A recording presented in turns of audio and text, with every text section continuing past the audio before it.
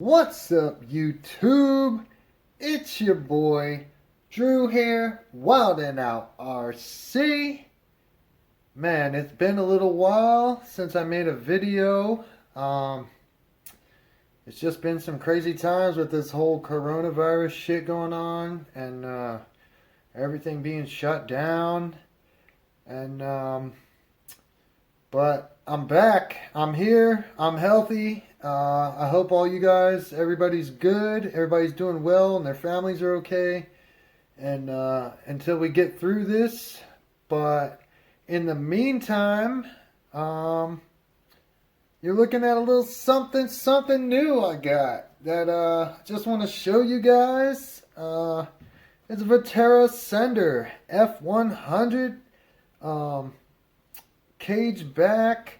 This was the bind and drive model that I picked it up for like $275, I believe, because I don't know. I don't know. I just wanted another crawler, just something else, a different brand. I just like trying different stuff, and I still love each one has their own little, kind of niche and what it's does better at. But I don't know, this thing, I've had it out once already and I am actually really impressed with it, honestly.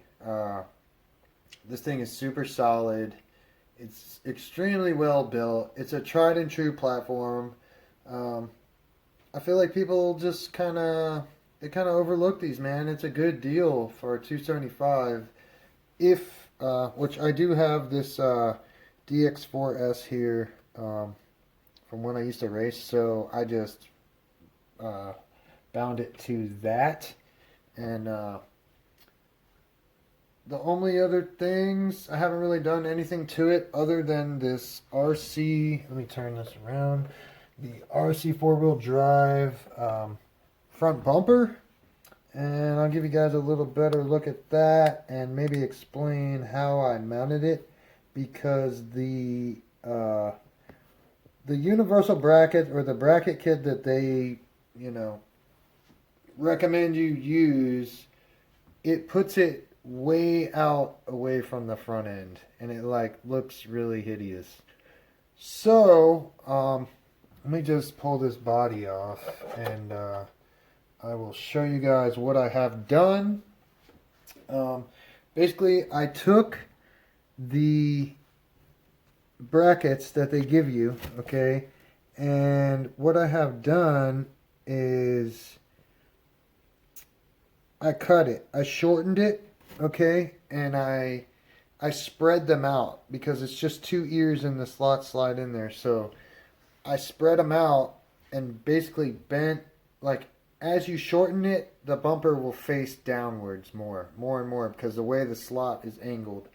So I just bent the upper ears upwards, and that angled the bumper the right way. And then I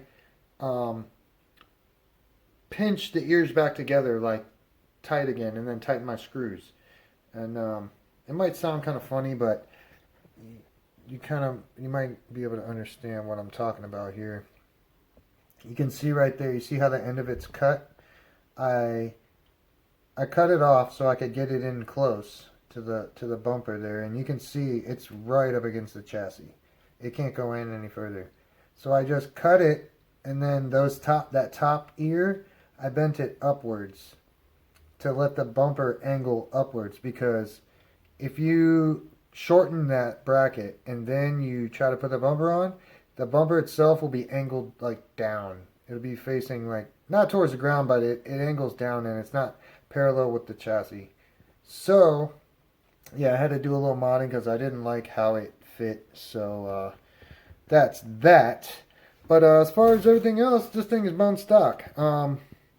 Literally bone stock. I haven't done a damn thing to it. I just picked it up last Wednesday, and so far I am actually really impressed. I really like this truck.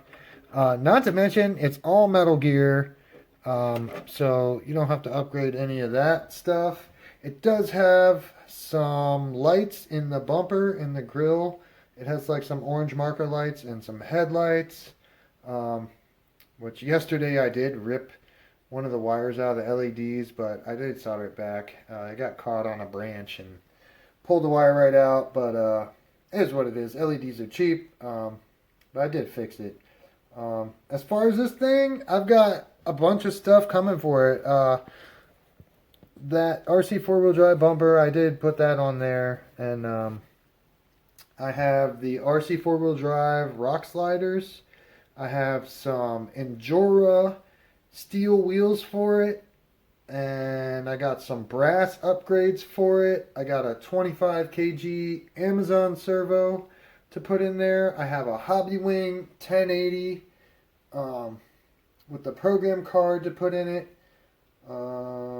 What else? A couple other little things, and yeah, I'm just liking this thing.